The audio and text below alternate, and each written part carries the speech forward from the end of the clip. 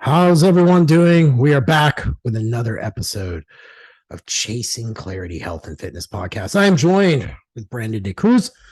And today we have episode 22, Maximizing Muscle Retention During Fat Loss Phase. But before we start recording, Brandon and I were talking about people who hire us and don't fucking listen. And I always use the example, like, because I talk to people at the gym all the time. I get in this B because B was like, let's record, you're on fire. Well, you know what? Like, I wanted to record because there are often times that we have, you say golden nuggets, I do as well. We drop things in these conversations. And I think it's not only important for the audience to get to know us, and also we have so many clients that listen to our podcast and that are avid supporters of this, but these are conversations that could help other clients, inquiring clients, and then also other coaches who might be dealing with some of the same issues, or, you and I were dealing with different situations, but we can relate to one another. And just the process of talking through it and having this open conjecture is good for both of us, but also could be really applicable to the audience and like really help with either their ability to work with clients, or as a client, their ability to get the most out of whoever they hire as a coach or whoever they work with. I agree. I think it's just like I tell people at the gym. If you value your health, let's just say you valued your health at 100 grand, right? Why? And that was what you could take and put it in the stock market. Why would you give it to someone and then continually be like, but that's not right. That's not right. That's not right. Why are you doing this? Why are you doing this? And that's the part that I think is frustrating as a coach, because you get like the 80-20 rule is so true in coaching. What we post on social media with our clients is like our top 20% for the most part. Those are the people who are churning and burning and getting results. And occasionally along the way, you get another 20% that manage to beat and defy expectations. But by and large, 60-80% of the people like kind of stay the same. And it's like they hear the coaching, they understand what you're trying to say. They just don't know how to really like let go to apply and go live a fruitful life with it. You know what I mean? And I'm like you had said earlier before we went live, like you turned a woman away because you're like, hey, my first thing is like, I do no harm. That's outside my scope. Yeah, And but let me finish real quick. But you got that like in this industry where there's a lot of people who don't give a fuck if they do the harm. They're just collecting paycheck after paycheck and running all these 8-12 week silly ass challenges. And then they can't build a book that's actually sustainable. And then the 3-letter courses that taught them everything just can't really seem to have another answer for them. And I'm just like, at what point does the paradigm shift with people who hire coaches and kind of go, okay, like, look, Brandon's been around for a while. Like, fuck, I scroll social media and I get hard on just from all the results. Like, at what point do they just go, Brandon's the guy, and like let go? And it's a very interesting thing. Like, I had one girl I was with for 8 months, like I was saying, couldn't get this girl to eat shit. And then she's like, I think we just want different things. I'm like, but you never even tried what I asked you to do. Like, holy shit. But this fucking kills me, man. People spend like hundreds of dollars, Dutch tests, GI map tests, fucking kill this supplement, that hormone, this and that. And it's like, but why don't you eat the food? Well, I don't really know. And I'm like, everyone wants that sexy fucking answer. It's the frustrating part of our industry, if you want my opinion. No, absolutely. So the issue is that in every other aspect of our lives, we have had modern conveniences take over and make things appear as though there are shortcut solutions, there are quick fixes. So when people come to fitness, especially from a different context, from maybe a technology industry, I work with a lot of IT workers, so they're very data driven, and that works with me because I'm very data driven. But at the same time, they want to be able to hit like a Control Alt Delete. And like, I'll often tell a client, listen, if it took you 10, 20 years to accumulate the body fat and the excess weight that you're coming to me with, we can't expect for that to be out in 10 to 12 weeks. So I always start with a primer phase with these individuals because I'm trying to prime their internal physiology, because I have seen through practice, I'm 1,000+ clients in, 10+ years into this. And what I've seen is when I can optimize someone's internal health from a metabolic standpoint, from an organ standpoint, from different, digestion, from all these different aspects, and then also work on their psychology, on their mental framework, on their approach to nutrition, their relationship with food. Then when we go into a dieting phase, which is their intention, they want to lose weight, but they're not in the right position to do so. And so I try to set my clients up for success, and I try to get them to look at this as a long-term journey rather than a shortcut solution, which is going to get them from point A to point B. They hit that checkpoint or they hit that destination and then they're done.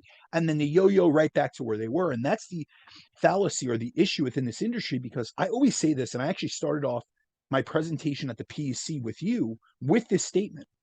And it was that I'm not here looking at this point. I'm 1,000+ clients in, over the years, throughout the last 10 years. I'm not chasing physique transformations. I don't need an 8-week, shred. I don't need a 12-week transformation from a client. I'm looking for lifestyle transformations. I'm looking to improve their health. I'm looking to improve their body composition. I'm looking to get them stronger, get them more muscular, get them to be a better version of themselves, both in the gym in context to how they look, how they feel in their own body, their confidence, their ability to perform in the gym, how they feel, strength wise. I'm looking to take intermediates and turn them into advanced, whether they're athletes like the pros that I work with or the amateur competitors, or if they're just a mom or dad who just wants to have a better physical capacity to play with their kids, to go out on hikes. Like some of my biggest I guess highlights of the week. Like I just had one of my clients, Bryn, she checked in. She just got back from vacation with her daughter and she had an absolute wonderful time. And she came to me with a poor relationship with food. She had been a former competitor years ago, and she was finally able to go on a diet break because I put her into a diet break for the past 2 weeks while she was in vacation. Enjoy yourself in moderation, not worry about the weight gain and all this because she has good habits. And so as soon as she got back, she checked right in with me this morning. We went back and forth. She got right back on plan and she's reset.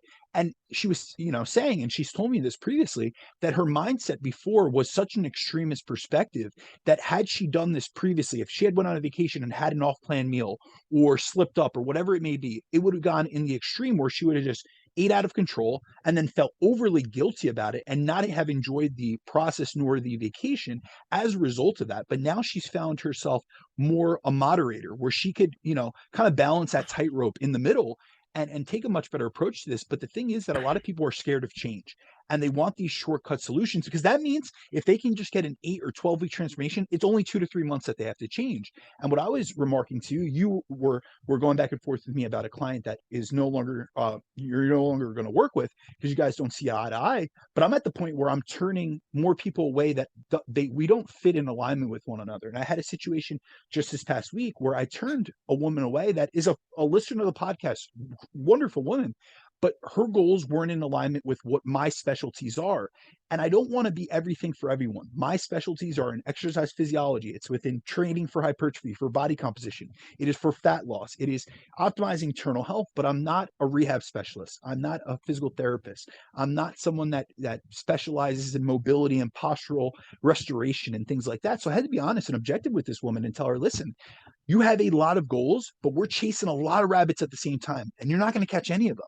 And so if you hire me, it has to be with under the guise and under the, I want to be objective and honest with you that these are my specialties and these are what I can help you do. But the other things need to be, they're outside of my scope of practice. I'm not going to take on someone that has multiple injuries, just, had, multiple accidents and things that still need, help mitigating and getting fixed, that they're outside of my scope. And a lot of coaches, here's the thing, I consult with coaches on a weekly basis. I do mentorships with other coaches. I mentor them. I have a lot of people that just take, they'll just take on a client because they want the buck. They're able to get a nice upfront package. They take them, for as much as they can, and then they worry about it later. And my whole thing is I'm at the point in my career where I want to work with people that I can best serve.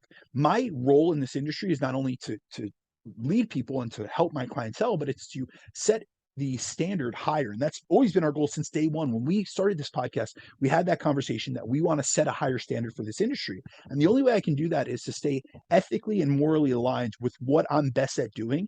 And I need to make sure that the clients that I do take on, that I accept, and that I take off a wait list or that I put onto the top of my list are those that I can best help with their goals and, utilizing my skills, my skill set, my experience, and my knowledge to get them to where they want to be. But if someone has unrealistic goals or there are things that I don't specialize in, that it's a specialty case, I'm one that I have no ego in deferring out and just admitting, hey, physical therapy, rehab, things like that, it's outside of my scope and I can't help you to the best of my ability if those are your goals and that's your expectations of me. I personally think you're a quitter for not taking a 30-minute class online just to learn to be a specialist. That's just my take on it. Yeah, but nonetheless, man, I think it's just, I appreciate that. Like, that you have that openness and candidness. I do too. People like this one guy at the gym. He's like, how long do you think it'd take me to get lean? I'm like, probably about 2 years. He's like, I ain't that fat. I said, who the fuck are you kidding?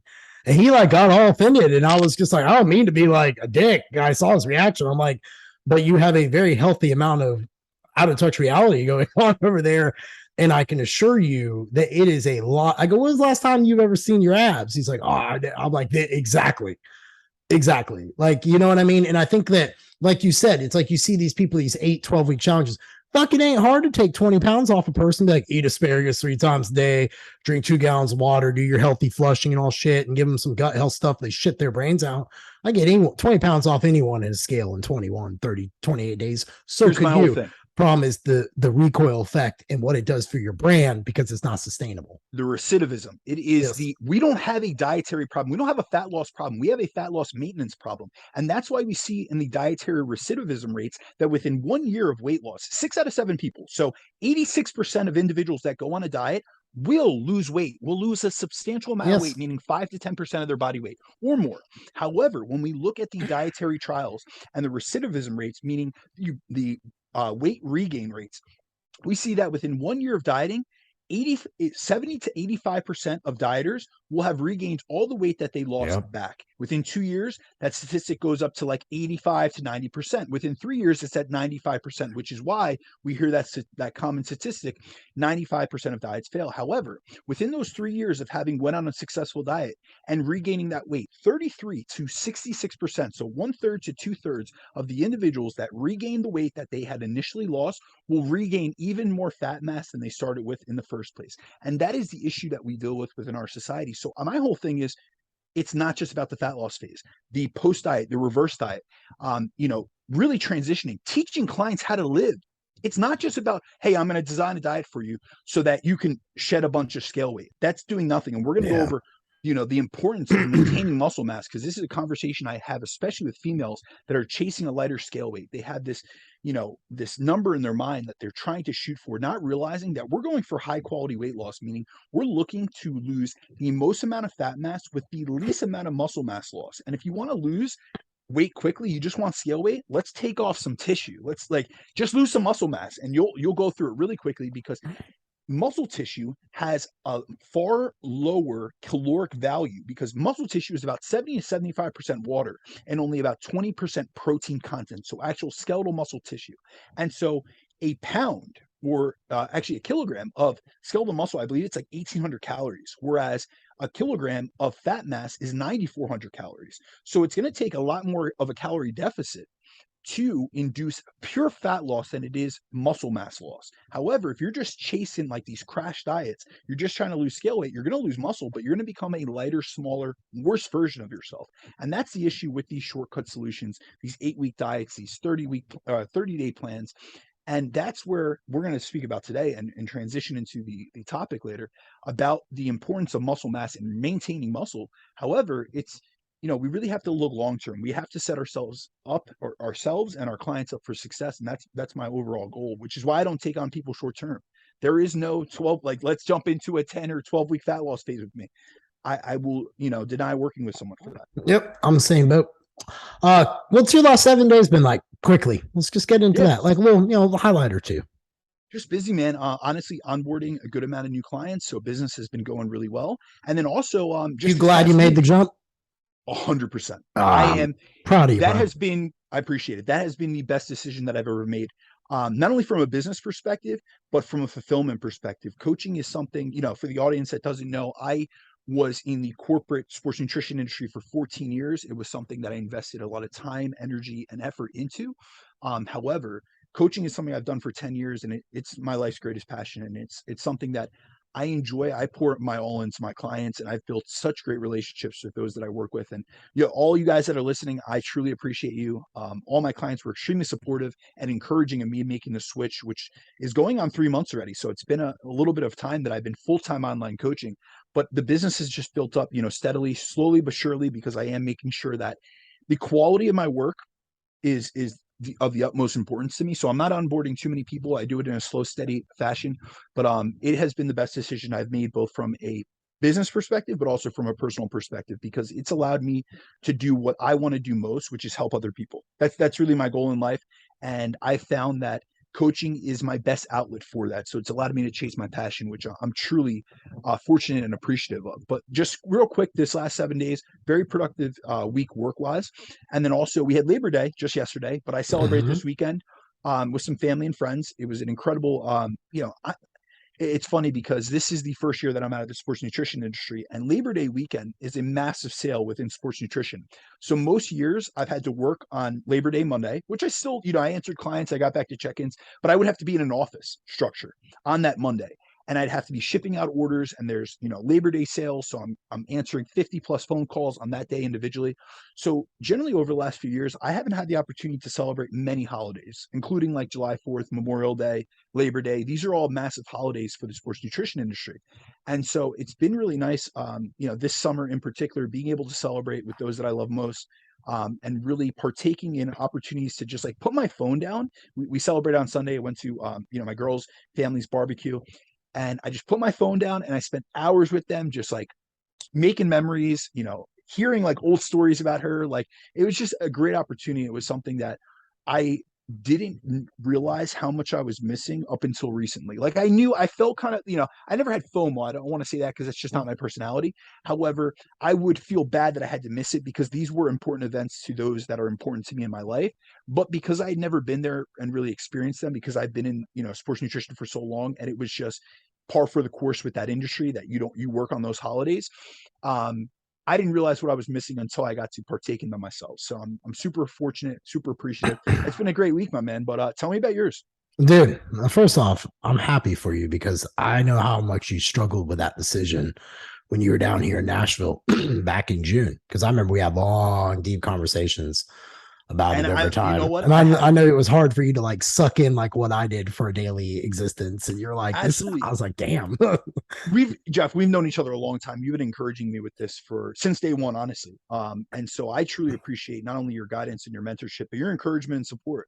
But it was something I needed to make that decision on my own. And Yep. it was something that you're ever in a relationship. Like, I want to bring this back to something maybe like the audience can relate to. You're in a relationship, you've put so many years into this relationship, and it's almost like you don't want to walk away because of what you've invested, but it's like the sum cost fallacy. And so it's like, Yeah. I've sunk so much into this that I don't want to walk away from it, but I need to. And that was where I was at in the supplement industry. I was very good at what I did. I was at the highest level that I could be at. I've been a national sales director for many notable companies, have flown all over the country, worked with the biggest accounts, bodybuilding.com, iHerb International, everyone you could think of. I got to go to every expo. There was a lot of benefits, but there were a lot of drawbacks in terms of my personal life and my social life. And then also it limited and capped the amount of clients that I could work with as well as could help. And so it was a very big decision for me because it was a source of financial security that was hard to walk away from, first and foremost. And it was something that I've spent 14 years in this industry. It was, a massive investment of my whole adult life, essentially. But like I said, it is the best decision I made. And I don't think I'll ever look back. And if I do look back, it's going to be to reflect back and think I did great things there, but I could do even better in the coaching industry. And I hope that 10 years down the road, when I've put in more time than I did in the supplement industry within coaching, I can have the same impact that I had in that industry. I'm sure you will, my friend. And I can't wait to watch it. Let's see, my last 7 days. It's been good. Business been good, signing new people. I'm doing slow and steady. I'm not doing the content race like you are. Like, I admire the fact that you are so on with your content, like you and some It's others I because of follow. my motto is I don't miss, bro. So since 2017, I've never missed a day of posting. It was just a vow I made for myself. It wasn't for anyone else, but it's benefits so many other people. And I make a commitment of 2 podcasts a week. So next week, this guy's going to be out. I'm going to have to figure out Zoom and record a podcast for you guys because I can't miss. Yeah, I'm sorry about that, guys. I've got some school meetings, and then the way the rest of my week works, I just can't make it happen. And Brandon knows I would if I absolutely could. But part of it is my time is I'm actually looking at developing a farm league for trainers. Um, Mostly I think that the in-person model, like I think hybrid coaching is going to be the sustainable future for coaches. I think you're going to see your top online coaches be able to survive, but that door is already squeezing for people to try to get into the online coaching. I mean, like think about how many people are online coaching in 2020 versus today. And I don't think those business courses, classes, etc., are going to be as fruitful for people in business because business is a completely different motherfucker than what they fucking teach you. I mean, you get your teeth punted down your goddamn throat daily and have to like choke on it and deal with it. And they just teach you just make another reel where you point at shit in the air. And I'm like, all right, well, good luck there. That really don't fucking work when your taxes are due, but we'll talk about that later. But nonetheless, my last 7 days were good. I met with my mentor, had a few drinks with him. Believe this, Brandon, my mentor actually bought my drinks. In an industry where mentorships are paid for with high dollar value and they're really not mentorships, my Dear Lord, mentor actually bought my drinks. I was that's like, phenomenal. wow. But he was cool. He actually pushed me to write another book. So I've got another book whiteboarded that I will proceed to once I'm done with this one. So Let's go. once I enter the editing phase next year, I will move on to this next book. I'm actually going to do it on health and fitness. Very nice. So what I'm going Awesome. to do is I'm going to get with a few coaches, and I have my list of coaches I want to get with, and I'm going to be like, hey, here's how I think the book should be done. What do you all think? And then give each coach like chapters that they want to write. And then what I would go through is write with them. And because I have a really good gift at wordsmithing things very simply for people, I would go through and like say, for example, you were writing a chapter on training. I would take what you wrote, let you edit what you wrote, and then I would like write a clarifying fact to it and how to like apply it and work with each coach on each chapter.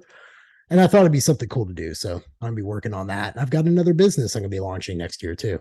Me and my buddy are gonna do batting cages. That's awesome. Yep. So just I've got to get more revenue streams to do the things I want. And like when you came down to Nashville, I told you I was resting for next year. I will have this big 100,000 page book off my back and I can proceed into all the other stuff. And who knows, Brandon, you might actually see me compete with you on content, but I'm just going to do different weird shit. I'm not going to be like my model poses, like just look at me. Yeah. All right. Now here's a knowledgeable fact, but nonetheless, I'll make it fun. I'm going to tag you in all my education stuff I do. And that way it'll be good. Hey I'll man, be like, you better comment. Tell me you love it. I'm going to be the first one to encourage you and support I you. know. So I I know. don't see anything as a competition. I stay in my lane and I do I my own know. thing, you know? Absolutely. No, it's always good. I mean, that's the one thing we have good about our brotherhood. You know what I mean? We push Absolutely. each other and hold each other accountable to a better standard. All right. I think that's about it. I don't have anything else exciting going in my life. I live a All right, boring life. It's good. let's Let's get dive in this. in. All right. So let's talk about maximizing muscle retention during a fat loss phase. For the last few weeks, we've been talking about training during pre-contest.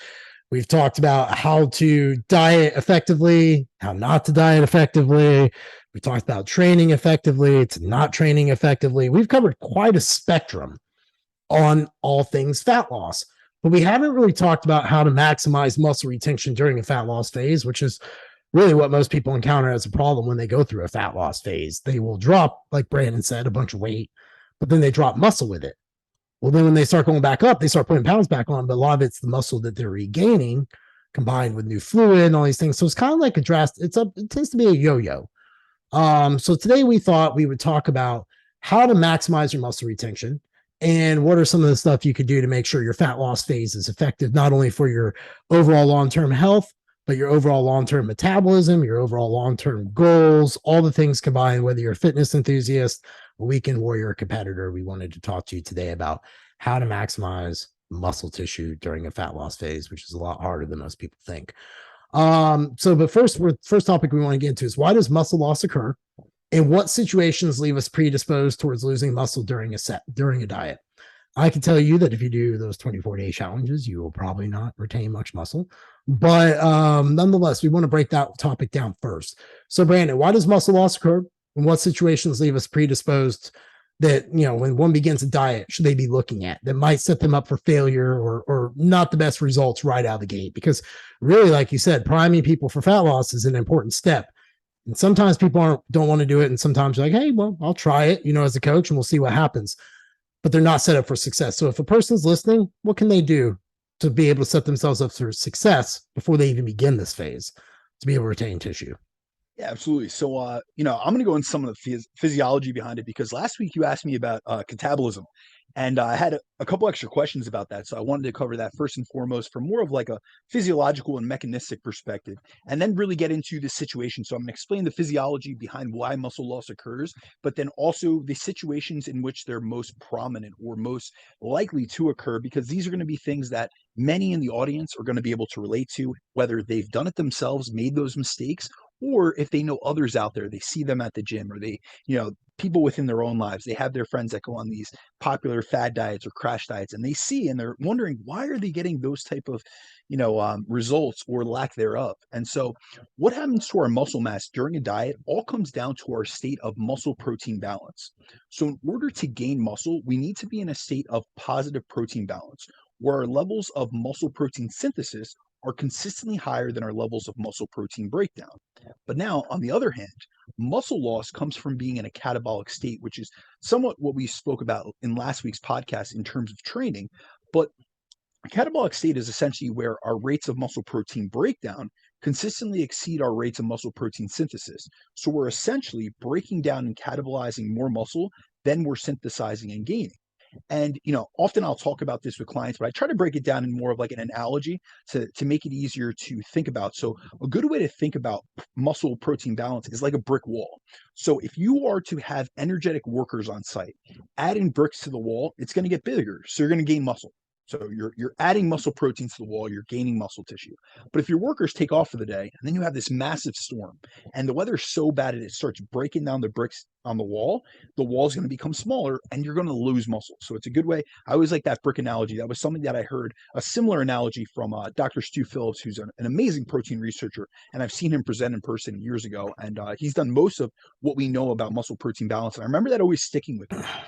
Now, when it comes to stimulating, so what we really want is a state of positive protein balance. We want to stimulate muscle protein synthesis more than our levels of muscle protein breakdown. And we can stimulate muscle protein synthesis, aka the building of new muscle proteins, in two ways. So the first way we can do it is through our diet, and that's by consuming complete protein sources that are rich in the amino acid leucine. And this is going to cause a transient or a short-term rise in muscle protein synthesis. And then the other way that we can do so is what we covered last week. So by resistance training, we're going to have elevated muscle protein synthesis levels, and our sensitivity to amino acids are going to be upregulated and increased for about 24 hours following the workout, depending on your training status. So when you're advanced, it's only going to rise for about 24 hours. However, if you're a new trainee, you just got into the gym, we see the time course is about 48 to 72 hours. So as we covered in last week's episode, we need to train hard enough to provide a stimulus, and then we need protein to have the building blocks for stimulating muscle protein synthesis further and getting that accretion of new muscle protein. However, when we look at muscle loss, this can occur in a variety of situations. And when I think about it, and I think about the cases in which I've seen the most muscle loss, or I've had new clients come to me and I see like their before and afters, and I kind of get like a shrieking effect, like, dear Lord, like something wrong happened. It's usually because of the way that they approach the diet in and of itself. So the most common way muscle loss happens is if you crash diet and try to induce a massive deficit to lose weight for a long period of time. And we see in semi-starvation studies, like the Minnesota semi-starvation study, where they put subjects in over a 50% calorie deficit for 6 straight months, that of the weight you lose, 50% of that weight may come from fat mass, but the other 50% would come from a loss in fat-free mass. So say you lost 25 pounds, you'd lose 12.5 pounds from fat, but then 12.5 pounds from muscle, which is drastic. And fat-free mass includes muscle and will significantly decrease your metabolic rate. Another way to lose muscle is to diet without a proper resistance training program. As like I said, we need a sufficient stimulus to maintain our muscle tissue. So if we see, if someone chronically diets without consistently training, most of the research we have on this topic shows that of the weight they lose, 60% will come from fat, whereas 40% will come from muscle. So it's a little bit better than starvation dieting, but you're still losing a ton of tissue. Another way to lose muscle is to not eat a sufficient amount of protein when you're in a deficit. We have research from Don Lehman's lab showing that eating at least 1.6 grams per kilogram of protein per day can change the ratio of weight loss to 75% of weight loss coming from fat and 25% of it coming from fat mass. So now we've just taken it from 50-50 to 60-40 to 75-25. However, Lehman's lab did later research that showed that when you combine a high protein intake with resistance training program, that they were able to reduce the amount of fat-free mass loss to around 5%. Now, another situation that a lot of people don't think about, but we really got to take into consideration, is another situation which can cause muscle loss is just if we're extremely inactive, which is why I'm such a proponent of steps. We have a good amount of literature looking at both immobilization studies, as well as where they do step reduction studies. So Stu Phillips labs have done this, where they've done step reductions where they've taken people and pretty much put them into sedentary conditions where they go from their normal level of activity to a sedentary level of activity where they're seated most of the day. And we see that they lower rates of muscle protein synthesis. And because they're not getting as much of a stimulus, they're not synthesizing as much muscle protein, they're losing tissue as a result. So those are all situations in which we can lose muscle, and these are pretty realistic. Think about it. We know tons of people that crash diet, tons of people that don't eat enough protein, especially females. That's something I see so prominent when a new female comes to me or a new female client comes to me. And then there's a lot of people that are just really inconsistent with their weight training, or they don't train hard enough to at least maintain a stimulus. So they're putting themselves in a situation where they're predisposed to losing muscle. And what we want is quality quality weight loss. We want to lose mostly fat mass and maintain all of our muscle tissue, because that's what's going to improve our body composition. But if you're taking an unoptimal approach to your fat loss diet, you're going to leave yourself in a position where you might end up worse than you started off. I think a lot of people, that happens for a lot of people. They end up doing it wrong and then end up worse. And I don't know about you, but as a coach, I think the last probably 3 to 5 years, I've noticed an uptick in cases that I have to untease. And what I mean by that is like really tease out like their dieting history. And that's a huge one, because I think that as a coach, you need to understand that. Like whenever you're getting ready for anyone to diet and anything at all, even if you're trying to get them to gain muscle, you need to understand their dieting history. Because like I had one guy, and it literally like it was like every 6 weeks he would get into a mini cut, and I was like, what? That makes no sense. And then like I come to find out the refeeds were really binge days to him. You know what I mean? So do you know what I mean? Because like you just see that like everyone sees a study. So what they do is they ram their and I think John Jewett talked about the other day, they'll ram their calories down low, and then they have this 1 or 2 high refeeds, and it ends up just screwing them up because they do things they shouldn't do. That's what I call the weekday dieter, my man. Yeah, they diet during the week, they over restrict, and then they overindulge and binge on the weekends. Yeah, and I think that's a big deal. But I want to ask a follow-up question. This early in the convo, you had mentioned L-leucine. Do you think there's validity to people adding L-leucine as a supplement to every meal? Because you could get that, as straight powder, straight pills. Do you think that that'd be something you would deploy? Or do you think just like what you said is right about women, protein, sleep, and stress, usually kind of when those three go off, women usually just don't get the results they want. But would you recommend BCAAs maybe for a woman who's having struggle getting that, or L-leucine or anything like that? I want to ask your thoughts on that. So when it comes to branched chain amino acids, which the key regulator of muscle protein synthesis of that mTOR stimulation, which is what's needed to cause the chain of events that causes muscle protein synthesis, leucine is the most key and influential amino acid in that translational process. However, I'm a big fan of food first. So I actually come from the supplement industry, but I'm always food first. So I would rather a client get a quality whole protein source, whether that come from, animal protein, whether that come from a shake. If they're a vegan, they can do a vegan, a soy rice blend, which is very comparable. It's essentially what they call, or a pea rice blend, which is essentially what they call vegan's whey. And so I'd rather them get it from a whole food protein source. However, there are some individuals that I have utilized additional leucine or branched chain amino acid supplementation on top of their meals, but it has been in very particular circumstances. So I'm talking about elderly populations where they have higher protein requirements because they're suffering from anabolic resistance. So they need a higher level of protein and leucine in and of itself to actually get that protein synthetic response as compared to like a 25-year-old. I mean, like their protein requirements are much higher to get the same stimulation. So I would use it because they don't have the appetite to actually get a whole food protein source. And we see that in the elderly. A lot of times they're staying around the same body weight. However, they're actually losing muscle tissue as the decades go on. And a lot of them are suffering from what's called sarcopenic obesity. So they're actually gaining more fat mass, but they're losing muscle tissue. And it's impairing their functionality. So I might utilize a branched chain amino acid supplementation. But here's the thing. Leucine is like the key in the ignition.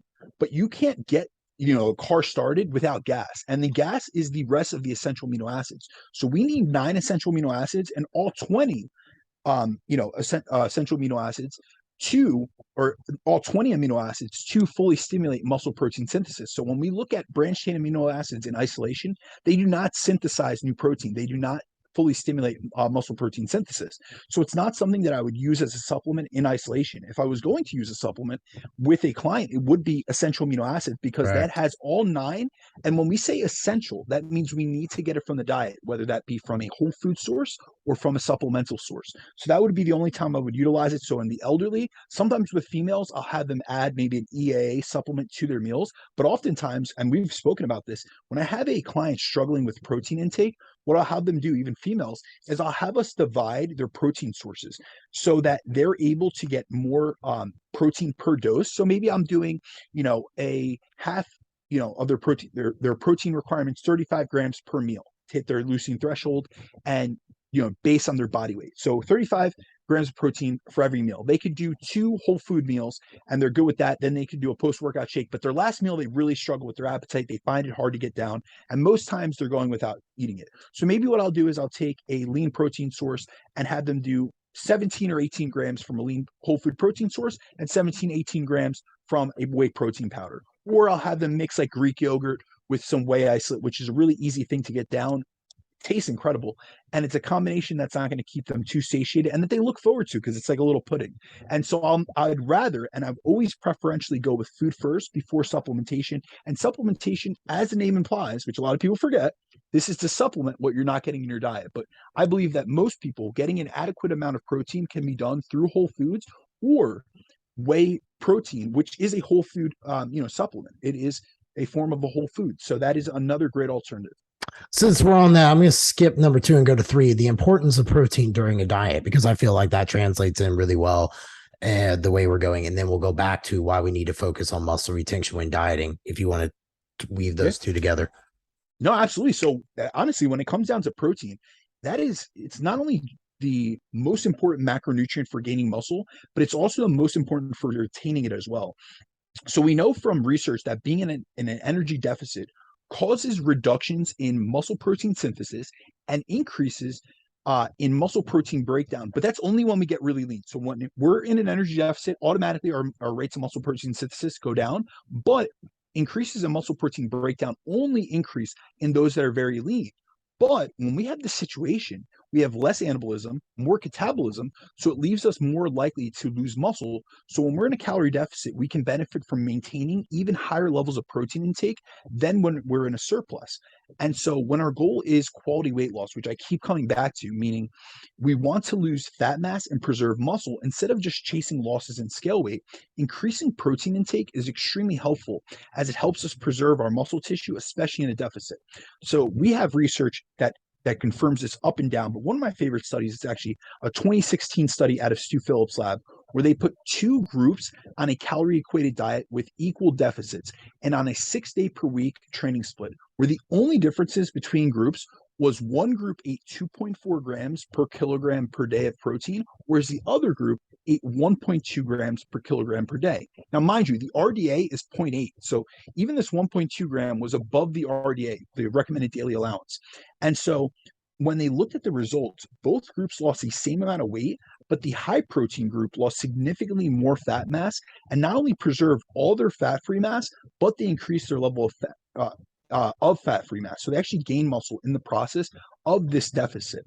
And also, when we look at all the benefits that protein has, there are so many that benefit us within the context of a diet, which is why I'm such an advocate of protein. So, for instance, protein has been shown to have to increase our metabolic rate and also maintain it far better due to its impact on muscle retention. And it also has the highest thermic effect of feeding at around 25 to 30%, which impacts the energy outside of the equation. So we're essentially burning more calories because we're eating protein. So say you were to eat 100 calories worth of protein, you're going to net out only about 70 calories of protein. So it causes our body to burn additional calories when we eat it as compared to when we eat the same amount of calories from either fats or carbs. So we get more bang for our buck, essentially. And then when it comes to designing a fat loss diet for a client, I place a large importance and emphasis on increasing their protein intake, especially because we see that protein is the most satiating macronutrient. So it's going to help, I see this in practice, we see this in research as well, that it helps people feel fuller. So it's allowing my clients to feel fuller, which leads them to be able to better stick to their diet and within their daily calorie budget, which is huge because we could talk about all these importance of nutrition and of calories and of macros, but if a client can't adhere to the deficit in and of itself, they're not losing fat, bar none. Like that is the fundamental principle which we coaching needs to come back to. So despite the fact that I love research and I like going through the mechanisms and even the practical application and the applied studies and translational research, it means nothing if I can't utilize these principles in practice and actually get people to adhere to them. And when we think about, or when we talk about the satiety effects of protein, they're also strongly supported by literature. So it's something that I could tell you. I've noticed with myself when I utilize a higher protein diet, I feel fuller on a diet. I'm currently dieting right now, and I'm leveraging a high protein intake because I noticed that the meals in which and the days in which I utilize a higher protein intake, I'm less likely to suffer from hunger, especially in between meals. But we also have literature that reinforces this. So one of the strongest supports for the reason as to why protein has such a high satiety effect is called the protein leverage theory. And this theory states or shows that humans and other animals will eat until they get enough protein in their diet, and only then will they feel satiated or full enough to stop consuming food. And we see in research that if you drop the protein percentage of a person's diet, it'll drastically increase the amount of calories someone eats, both from fats and carbs, as we'll essentially continue to overeat until we meet our protein intake needs. But if you raise the protein intake of the diet, it'll drop your hunger and your ad libitum energy intake, which is extremely helpful during a fat loss phase. So there have been studies where all they've done is keep calories equated and then increase the protein intake of the diet. And they've actually seen that people spontaneously eat less of carbs and fats. So it lowers their energy intake. So this is one way that we can leverage not only the beneficial effects from a muscle retention standpoint, a metabolic perspective, but also from a satiety and an adherence perspective within protein. But also a big thing, I'm always saying, and I'm always coming back to the statement, a healthy body is a responsive body. So I'm not only looking at the body composition benefits, the adherence benefits of these different macronutrient manipulations I'm making, I'm also looking at the metabolic benefits. And one aspect of protein that I don't see a lot of people hit on are the metabolic health benefits, both from the insulin sensitivity and nutrient partitioning perspective, because protein helps to regulate and manage our blood sugar. And there was actually just a recent study done this past year where they looked at the impact that diet can have on metabolic health, where they compared a diet containing same amount of calories, but one diet had 30% of their intake from protein, and then the other diet was a Mediterranean diet. So a diet known for being really good for metabolic health. And they wanted to compare the benefits of each diet on insulin resistance. And when they had subjects follow a higher protein diet that contained 30% of its calories from protein, as compared to the diet, which was the Mediterranean diet that I believe had on average 20%, so 10% less, the higher protein diet was shown to be superior in terms of its impact on all markers of insulin sensitivity. So we're talking about glucose control. We're talking about HbA1c, so long-term markers of insulin sensitivity. We're talking about the actual fasted insulin, the fasted blood glucose. So all markers of insulin resistance, triglycerides, all these things that are indicators of metabolic health were improved even when compared to a diet that's known for improving metabolic health. So it shows the power and the impact that protein can have on metabolic health. But when it comes down to protein, when our goal is to lose fat while maintaining all our muscle tissue, protein is the most important component of the diet we have to nail. So our top priority needs to be able to make sure that we get in enough protein daily. But another component I see a lot of people overlook is protein distribution. So how do we spread out this protein? How many times do we eat protein? And in order to maximize muscle retention, we should aim to distribute protein in a manner that maximizes our levels of muscle protein synthesis, because like I mentioned before, like we're waging a battle between muscle protein synthesis and muscle protein breakdown. So really, when we're constructing a diet, we want to make sure that we're maximizing our levels of muscle protein synthesis multiple times throughout the course of the day, so we have higher rates of anabolism, and we minimize muscle protein breakdown. As we've mentioned, dieting is an inherently catabolic process. And then unlike with carbs and fats, which we can store long term, we have energy stores. So carbohydrates we can store as glycogen, fat we can store as adipose tissue. We don't have anywhere in the body to store excess protein. So when we're in a deficit, we need to make sure to distribute our protein feedings in a way that ensures we have a consistent flow of amino acids available in the blood throughout the day to help protect our muscle tissue. Because if we don't, our body's going to look to taking it from our muscle to get those amino acids that are necessary, those essential amino acids. And so the current literature indicates that consuming a protein-rich meal causes muscle protein synthesis to elevate for around 3 hours, which is why we want to aim for an even protein serving, or feeding every 3 to 4 hours spread throughout the course of the day. So during a diet, I'll make sure my clients split their protein intake over between 4 to 6 meals per day based on like their schedule, their preference, and what they can consistently adhere to. And that's like a big thing for me because I want to make sure that, yes, total protein intake is vital, but if you only eat protein in one serving per day, you only stimulated muscle protein synthesis one time throughout the course of that day. So the rest of the day, you're essentially in a fasted state, or you're essentially in more of a catabolic state where your levels of muscle protein breakdown are going to be much higher, and you're going to be more likely to lose muscle as a result. So then why do you want to focus on muscle retention when dieting? All right. So there are many reasons. Like we had went back before. Besides, saving your metabolism. Well, that's one of the big, no, but that's one of the biggest things. So let's think about it from like, why is muscle important? Muscle is, without a doubt, and I say this with no hesitation, it is the best investment we can make into 100% physique, our metabolic health, and longevity long term, which is why we need to focus so heavily on building it and maintaining it. And that's like the one thing, like it's almost like people flip a switch. It's like they're gaining muscle, they're looking to improve their body composition. All of a sudden they start dieting and it's only about scale weight. And I'm like, did we just forget like that we just spent all this time building muscle? And we have to realize that it's especially important during a fat loss phase to focus on muscle retention because being in a deficit is a catabolic situation, and that's for a variety of reasons. And a lot of people don't realize this. Like our baseline levels of muscle protein synthesis are reduced when dieting. When we're in an energy deficit, those levels lower, and our rates of muscle protein breakdown are increased when we get very lean and low in body fat. As when we get to low levels of body fat, our energy stores are reduced. So we're more likely to use protein for fuel. And a lot of people don't realize that. And so they're not eating enough protein. They're not doing the things that are needed to preserve muscle tissue. But maintaining muscle when we're dieting is important for so many reasons.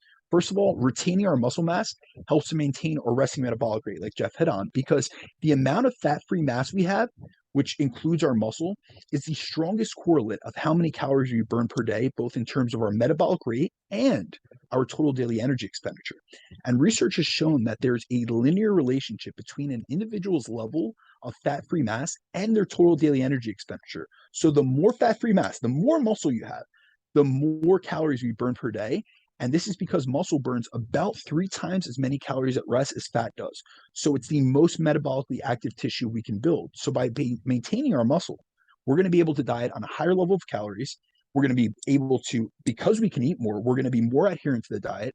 So this is why we don't want to focus just on chasing a lower scale weight and lose muscle in the process by taking that type of approach. And this is a mindset shift I'm always making with my clients. And I'm also going back to, why is muscle, important? Because sometimes, I had this conversation with a client recently. She said, well, I don't really want to gain much more muscle. And the girl doesn't have any muscle to begin with. So it's like, she needs to gain muscle because she's a chronic dieter. That's really what it is. And I'm trying to give her a long-term vision as to why this is important, because she's getting to an age where, like, a few years she's going to be suffering from anabolic resistance because she's getting up in age. And it's like, you need to realize that it's not just about this aesthetic look. Like, I know you want to look lean and that's what you're focused on now, but we have to think about all the other, functions that muscle serves. And a lot of people don't realize muscle's our largest endocrine organ we have and makes up 40% of our weight. And your level of muscle mass will generally account for 22% of your resting energy expenditure and accounts for 69% of the difference we see in resting metabolic rate between individuals. So say we have 2 people, they're the same weight, yet have different body composition. The person who has significantly more muscle on their body, on their frame for the same amount of pounds, so they weigh the same, 250-pound females, but one has significantly more muscle than the other. That person that has more muscle will have a significantly higher metabolic rate and will burn more calories at rest each day than the person with less muscle. Now, in the short term, someone will say, well, I don't really care about building muscle right now. Yeah, well, when you have to diet on significantly less calories because you don't have any muscle and because you lost muscle in the process, you're going to wish you had that muscle. So that's why we have to build it and we have to maintain it. And maintaining muscle during a diet is also important from an appetite perspective, because we see that when someone loses a large amount of muscle during a diet, they're predisposed to experiencing hyperphagia, which is an extreme feeling of hunger that will continue until we regain the muscle mass they lost, which often leads them to struggling to complete the diet, but also impacts them after the fat loss phase has ended, as you're getting this overwhelming feeling of hunger. And that can lead to what's called the body fat overshooting effect, which is essentially what we see with yo-yo dieters. This is a situation where someone ends a diet and quickly regains body fat and body weight in a rapid manner and ends up regaining a greater amount of fat mass than they had prior to starting the diet. So they basically overshoot their starting body fat percentage, which is what we see with these yo-yo dieters who crash diet. They'll lose 20 pounds only to regain 25 pounds just as quickly as they did, as they lost it. However, they lost more. I mean, now they regain more fat mass than they had when they started the diet. So, these are situations we often see, but also from a metabolic perspective, muscle is a site for over 80% of all our glucose disposal. And that's how our carbohydrates get used by our muscles. So if you lose muscle, you will lose insulin sensitivity and you'll lower your glucose tolerance, which is not only a detriment to your metabolic health, but it's also going to lower your ability to utilize and actually process carbohydrates. So now you're going to be more insulin resistant, probably going to have to lower your carbohydrate intake, lower your calorie intake to ensure that you're not suffering from, the chronic issues that come with insulin resistance, such as metabolic syndrome. So overall, when it comes to a fat loss phase, maintaining muscle is crucial, as losing muscle will result in multiple things. So we discussed, a drop in metabolic rate. Other thing, you're not going to achieve your goal physique, as you may be just becoming a lighter, smaller version of yourself. But if you've lost muscle in the process, your look isn't going to be improved. You're going to look worse than you did probably starting out when you had a higher level of muscle mass. And then it also compromises your body composition after the diet, as you'll be less likely to maintain your fat loss due to experiencing this higher level of hunger, which predisposes you to fat regain after the fat loss phase is ended. And the hunger part is something that I don't see a lot of people hit on, but also realize that we see lowered satiety hormones and higher hunger hormones from losing body fat in and of itself.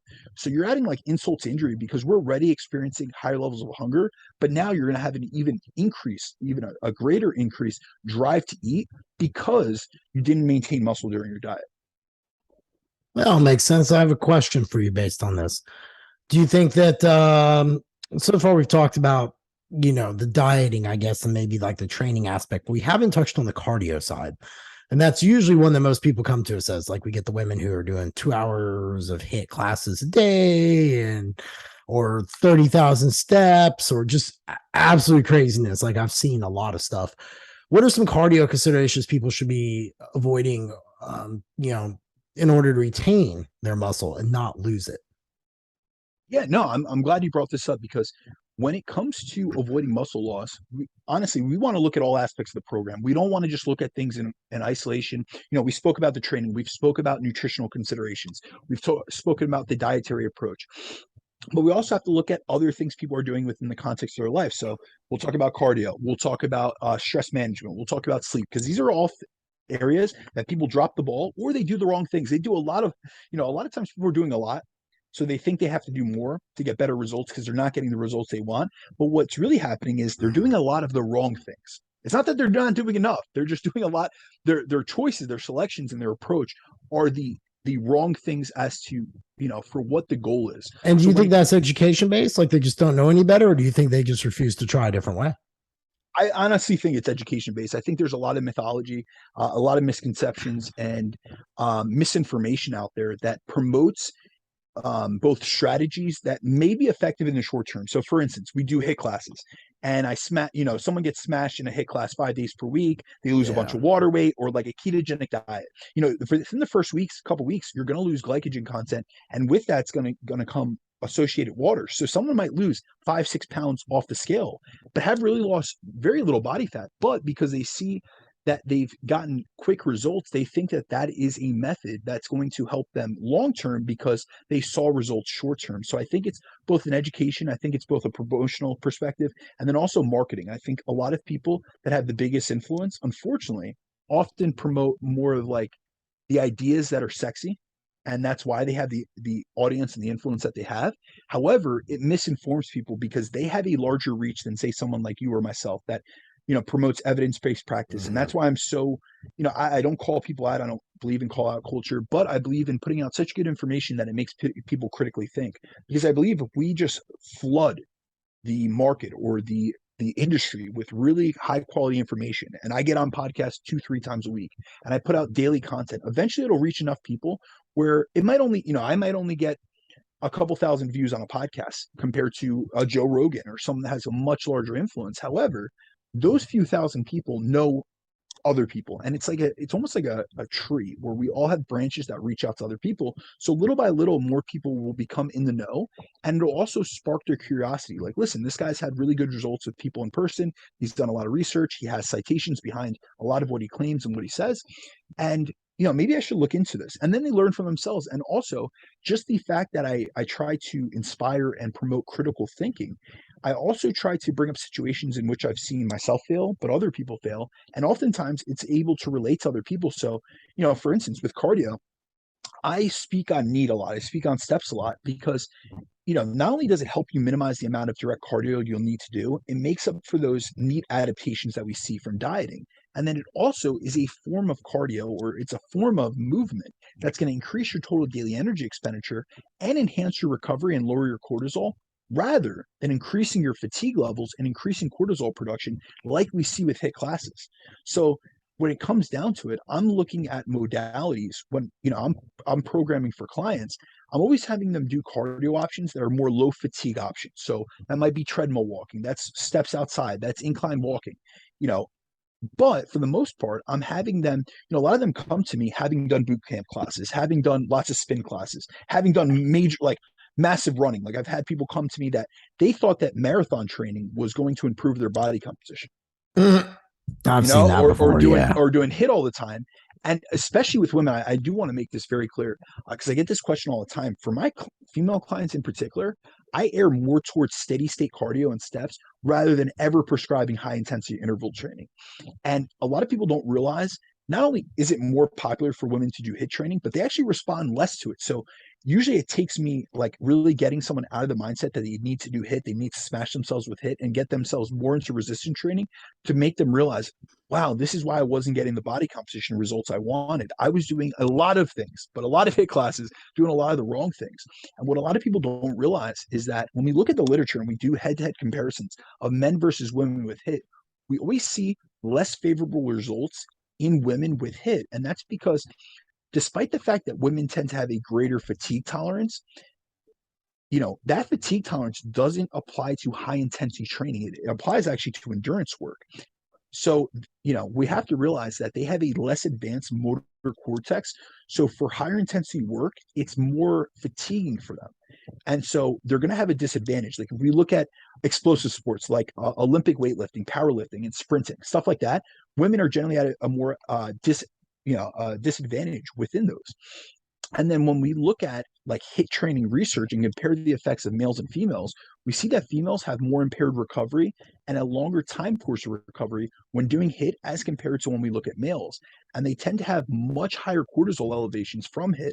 And they also don't get the same protein synthetic response to HIIT cardio.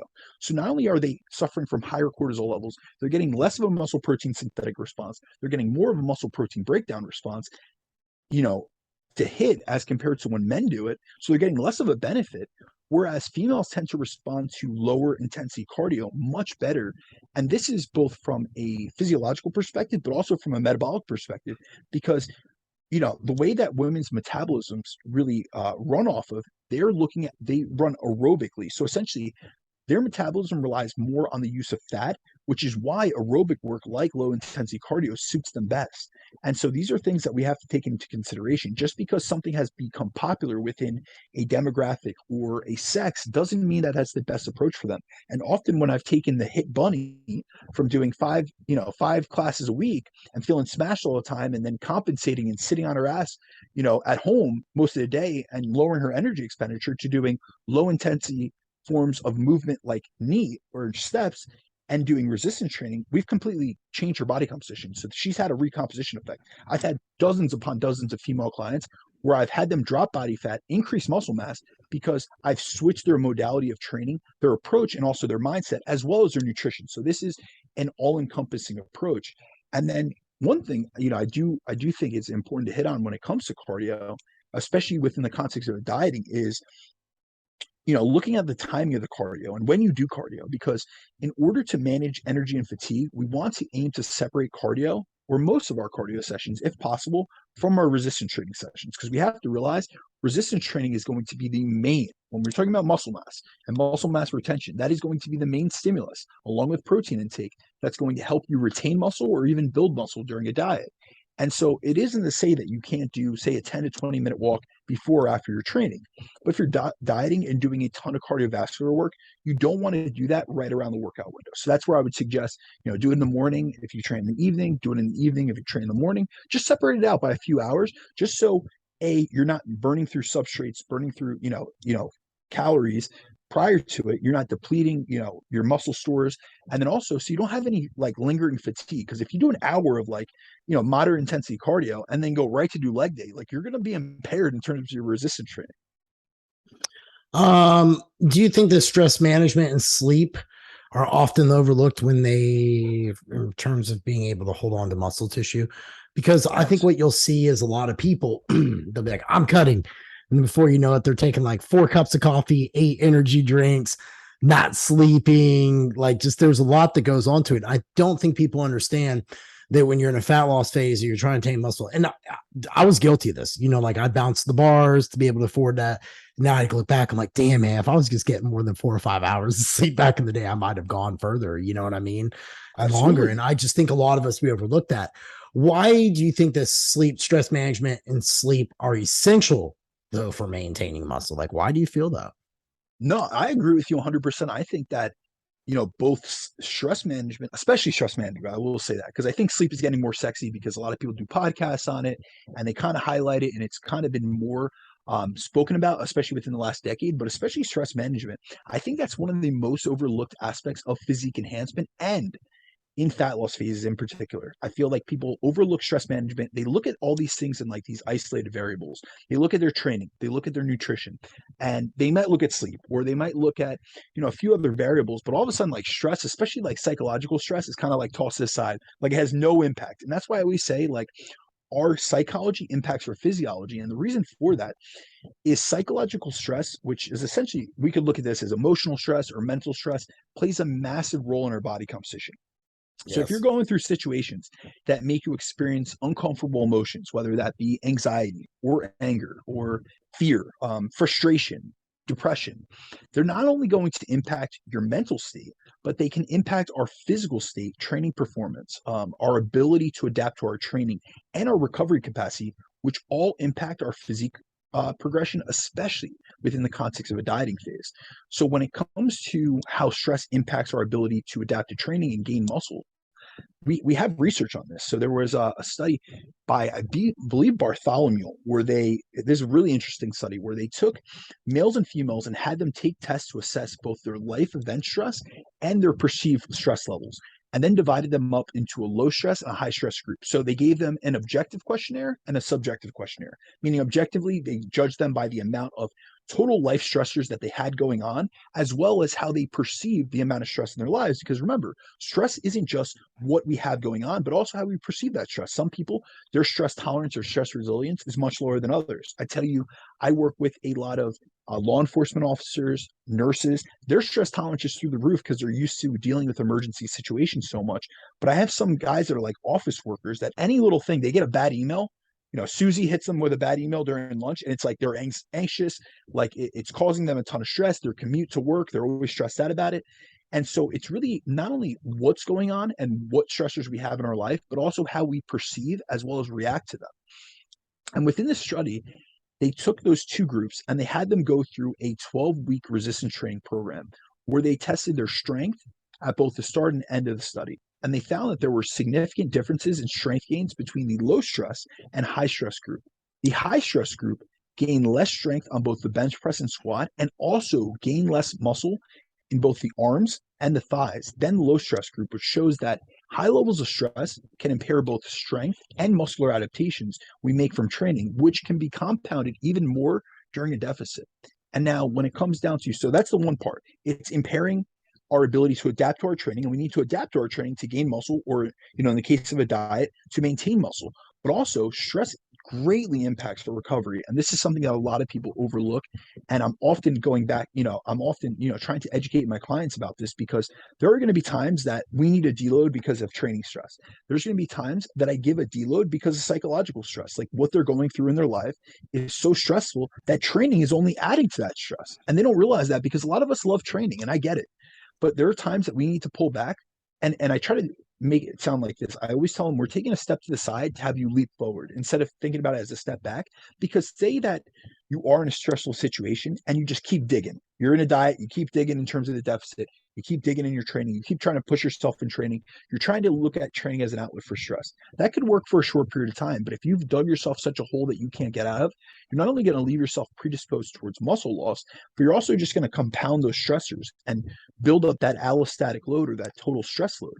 And so there was a study by Stoltz where they had resistance trained college students complete a perceived stress scale based on their perceived levels of stress. And then they separated them into a low stress and a high life stress group. And after separating them into groups, they gave them another 2 tests to test both their perceived levels of stress as well as to assess how many stressful life events they were experiencing at the moment. They then had to come back a few days later and undergo a challenging resistance training workout. So they knew what type of stressors these college students were dealing with. And so they put them into different groups, essentially based on where they were at that current moment before training. And so they had them undergo, a resistance training workout, and they tested their performance markers like maximal force production and recovery markers like their energy, their fatigue levels, and their soreness every 24 hours for the 4 days after the training session. So they wanted to see what were these students' recovery like. And what they found was that the students that reported both high perceived stress and life event stress scores took much longer to recover their maximal force production. And on average, it took the high stress students 96 hours to recover from that training session, whereas students with low stress only took 48 hours to recover from the same exact training session. So it also took, those with high life stress levels a longer amount of time to dissipate fatigue and soreness and to regain their baseline energy levels after the training session, as compared to the individuals with lower stress scores. So just the fact that we're undergoing high amounts of life stress can double the amount of time it takes us to recover from our training, which is going to impact not only how we feel in the days after, but our subsequent training sessions. So if we're in a longer dieting phase where recovery resources are limited, you're going to be more predisposed to have shittier training sessions and then be less likely to induce a training stimulus needed to maintain muscle mass. So we have all these compounding effects from just not managing our stress. And another, when we talk about sleep, one study that always comes to my mind, and it's by a researcher with an N. I see the name in my head, but I can never recollect how to pronounce it. So, my apologies to this researcher, but when it comes to, and I talk about this study all the time because it's literally shocking. And I want you to listen to this, Jeff, because this is a study that always rings true to me when it comes to an energy deficit. I always talk to my clients about the importance of maintaining sufficient sleep quality and how essential it is for muscle maintenance during a deficit. So in this study by and something, researcher, this is like a 2010 study, when they took participants and reduced their sleep from 8.5 hours to 5.5 hours per night during a calorie deficit, they lost the same amount of weight. So it was a crossover trial. They had them do 8.5 hours for 2 weeks, and then they put them in 5.5 hours for 2 weeks. And, each group rotated in between. So one group went from 5.5 to 8.5. One group went from 8.5 to 5.5, but they looked at 2-week periods of both and compared, each individual was their own control, because they're literally taking these same people and putting them in the same calorie deficit and then monitoring their results. And they, in both conditions, they lost the same amount of weight. So 2 weeks of low sleep versus 2 weeks of higher sleep lost the same amount of weight. But in the low sleep condition, they lost 60% more weight from fat-free mass, so from muscle, and 55% less from fat mass. So this decrease in sleep, just in a 2-week time period during an energy deficit, led to 80% of the weight they lost to come from muscle and only 20% to come from fat, which is literally the opposite of what we want to happen. So imagine, like, you just went from maintaining most of your muscle and losing mostly fat in a 2-week period. And then in the next 2 weeks, you lost mostly from muscle and lost very little from fat. And so it's like you just flip flop the equation. And this is something that I always try to tell clients, listen, like if you're not prioritizing, sleep quality, like there's so many aspects to the equation. And that's what I'm always talking about. This is about, improving our lifestyle, improving our habits, modifying our behaviors, and looking at this as a lifestyle approach rather than just, it's just diet, it's just training. No, it's a full equation. Like I'm not saying it has to rule your life, but let's try to improve, various aspects of your life to get the results that you're looking for. I agree with that. Hey, we got one more we got to touch, but do we want to save it? Because we're like at an hour and 15 at this point because we've been doing an extra. Yeah, let's hit it. All right. I think the biggest thing we have to take away now at this point, because we've talked about, especially on that one, like the importance of sleep. If that didn't tell you everything you need to know about getting, especially at least upwards of definitely over 5.5 hours of sleep, then well, that right there could have been the key highlight from the whole episode. You want to sleep, that you want results, sleep. But how we approach fat loss phases to ensure clients retain muscle. And I think this is a big one. Like I tell these guys all the time, like, this morning, I was talking to my workout partner. I'm like, I think you should compete next year. It'll be good for your brand. Da, da, da, da. He's like, well, how long do you? I'm like, you'll start in January and you'll compete in June. And he's like, what? And I was just like, because it's going to take you time. Like there's things that go, you got to make sure your life is fluid. And I think when people do these fat loss phases, they're like, I'm going to lose weight. And then they like decide to do it like in the holidays or something. I'm like, well, that's like a landmine of just explosions that don't do well for you, because I'm the first person to admit, like someone's asked me how I diet when I'm on vacation. I'm like, I don't. And they're like, what do you mean? I'm like, I very rarely take vacations. So when I do, I'll actually just go off my schedule completely. I'll wake up when I want. I don't read unless I feel like it. I don't journal unless I feel like it. I drink a bunch of coffee and I eat 2 meals and I walk around. Like I just enjoy the food. And I think it's, I don't put myself in situations not to win at what I want to do. And I don't think people think about that. Like they'll plan fat loss phases in the middle of their vacations. And I don't think there's anything wrong with that. I just don't think it's setting yourself up for the best success to retain muscle. So how would you approach fat loss phases to ensure clients retain muscle? Like how would you kind of like set them up, and what are you thinking is best overall? I mean, from psychological to just their environment and what they're going to be doing over time frames. Well, I think you should cover what you would do because you spoke about yourself, but what do you do with your own clients? I'll be honest with you, man. Like when they want to hit a fat loss phase, and if they're in one, I guess I tell them like, hey, if you you don't do what you're supposed to do, the results won't be what you want them to be. Like this is very crucial time. But if people are trying to go into a fat loss phase when and I know they're going to be like say, for example, the 4th of July weekend or things like that, and just historically speaking, they have these things.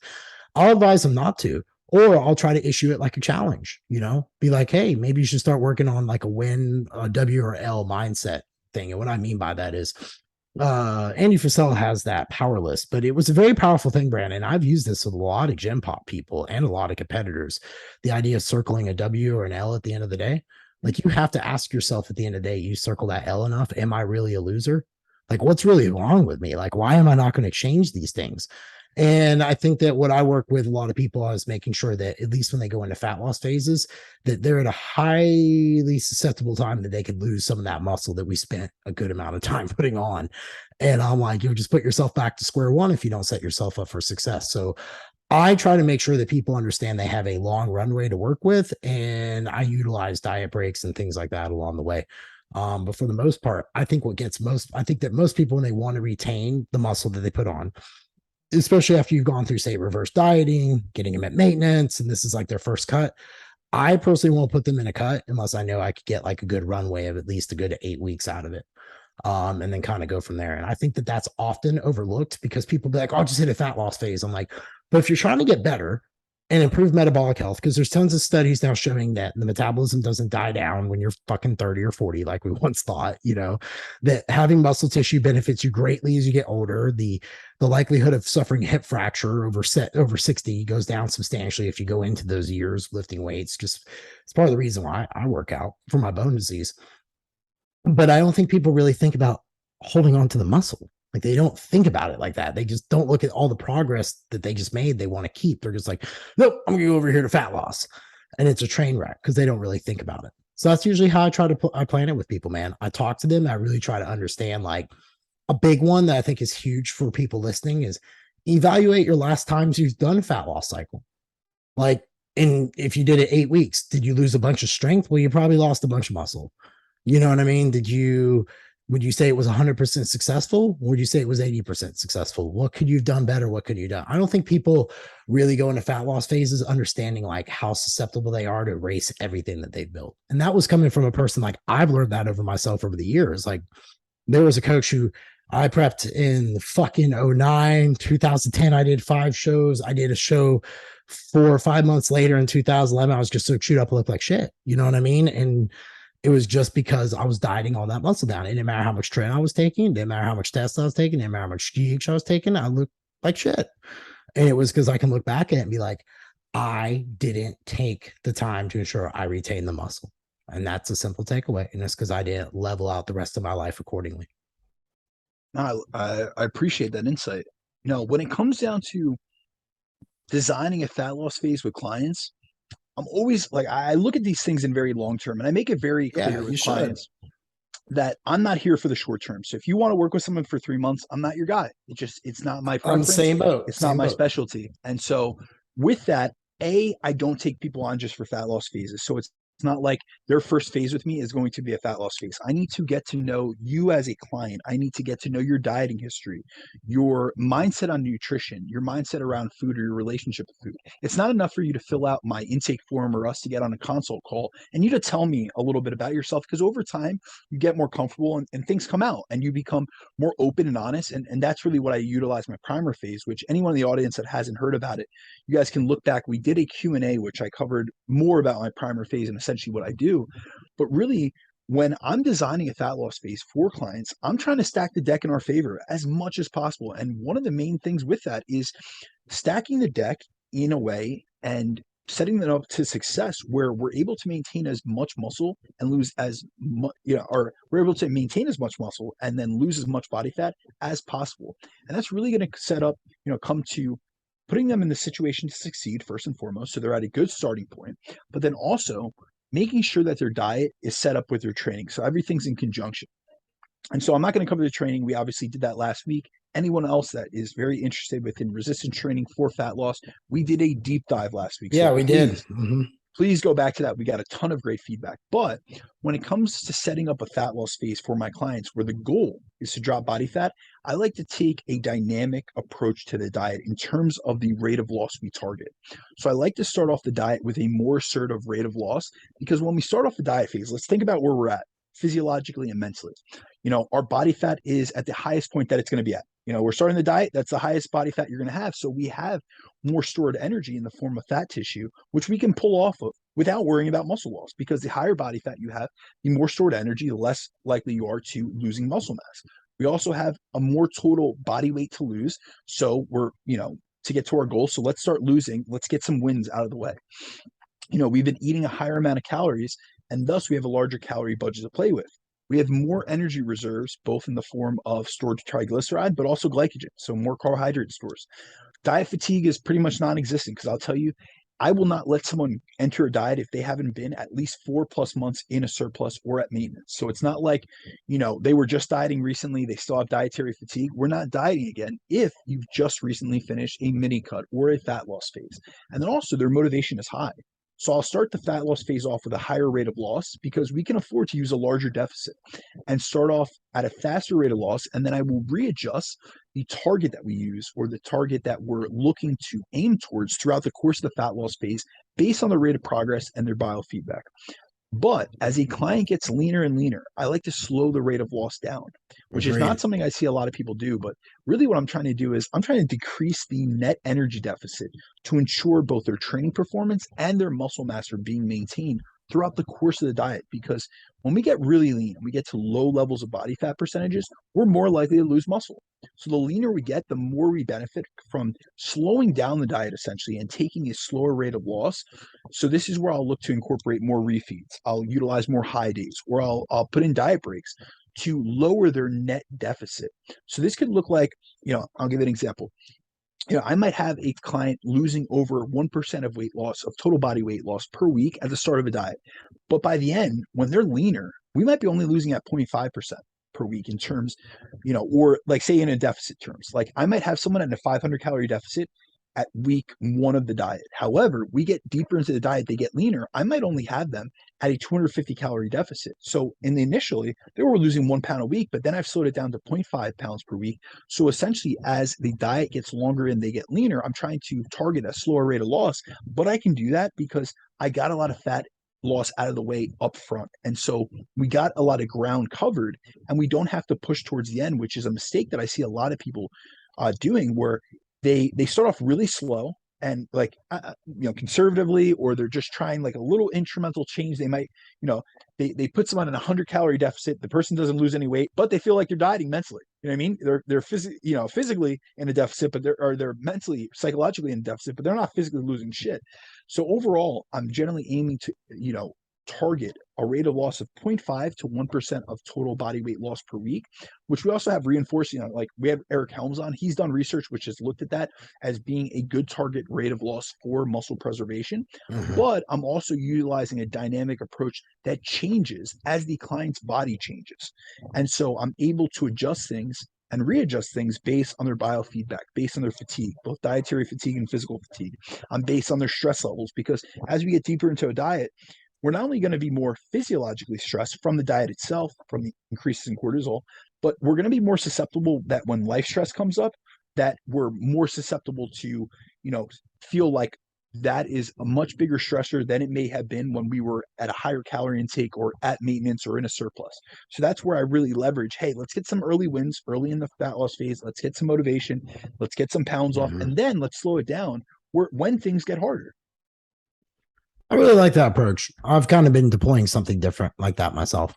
Like hit the gas straight out of the gate and then just be like, all right, like, it's like taking off. Just once we take off, get to cruising altitude, we'll start cruising, adjust for turbulence along the way. I've had many success, and I've utilized this with lifestyle clients, with people that have tons of weight to lose, and then even with lean contest dieters. So I have Anthony right now. He's 3 weeks out from his first pro show. So shout out to my client, Anthony Scalza. But he looks good, man. He looks fucking dug out. Like I was like, I even commented. Well, I've been on many I've people's been increasing shit. his calories already. So I figured you had, because he looks fresh. His body, he was primed for this. But we started, and when we started, I started him at a larger deficit. I started him at a higher rate of loss. He was at like 1.1, 1.2% per week, so he was losing a little over 2 pounds per week. And we got to a point where he was just flowing. We're hitting it, and little by little, I started utilizing bigger refeeds. So this past weekend, over 2 days, he had about 1,100 grams of carbs. Responded phenomenally. Weight came down, looked tighter, looked drier. When he checked back in on Sunday, I increased his calories again. He even said, he goes, dude, are you sure? And I'm like, Anthony, every time, look at the data. Every time I've reverse dieted you into shows or after a mini cut, you've responded favorably. We've upregulated your energy expenditure. We're keeping everything else in play. Resistance training is hard. You're training sufficiently. You're going to look even better. And he's like, his comment was, and then I told him not to complain. So he's going to hear this. He goes, dude, you already had me eating more than I've ever eaten during a diet, and I don't feel like I've suffered enough. And I was like, this is 2.5 years in the making, my man. This is what happens when you build more muscle tissue, maintain more muscle tissue. Because he used to do preps where he'd get down to 50 grams of carbs and just chewed up and lose muscle tissue, previous to I've been there before. We've all been there. Yeah. And so he's eating a ton. I mean, right now, I believe his carbs are at like 275, 250, 275. And they're only going up by every few days. He checks in with me every 2 to 3 days. And so, he's chilling. 3 weeks out, we're going to eat up. We're going to make sure he's fresh and ready to go. And we have 3 shows to hit. But it's a testament to getting a lot of the fat loss off early, where this has led him into a situation where he's able to eat more. He's able to keep up his energy expenditure. He's able to feel better. He's able to look better because he's fuller. He's not as drawn out and feeling, dietary fatigue and physical fatigue. And his training performance is still rocking. Like he's still maintaining set and rep progressions, load progressions, things like that. So we're in a great place, but that's because we had a long-term vision to this. He did not diet for a significant period of time. We spent a long period of time in at least maintenance or in a surplus. And so setting yourself up for success is one of the biggest key factors to having a successful fat loss phase. It's not just what you do within the 8 to 12 weeks of dieting. It's what you do previous to that, as well as what you do after to it. So anyone in the audience, that would be one of my biggest pieces of advice. I dig it, man. Dude, where can anybody find you at? Guys, feel free to reach out to me on Instagram at @BrandonDeCruz_ or on my email, which is bdecruzfitness@gmail.com. Thank you all who who give us feedback, you provide us with questions, and always support the podcast. If you guys could like, subscribe, and share, that would be much appreciated. So many of you guys do that already, so we truly do appreciate it. But we really try to come on a weekly basis to provide value. So we appreciate you guys. I can be Jeff? found Jeff Unbreakable Black on IG, relentlessforever.com, and Iron House if you want to follow an awesome gym. Hell yeah. Dude, I really enjoyed your time today, man. I hope you have yourself a good one. You as well, my man. Always a pleasure. Bud. Peace.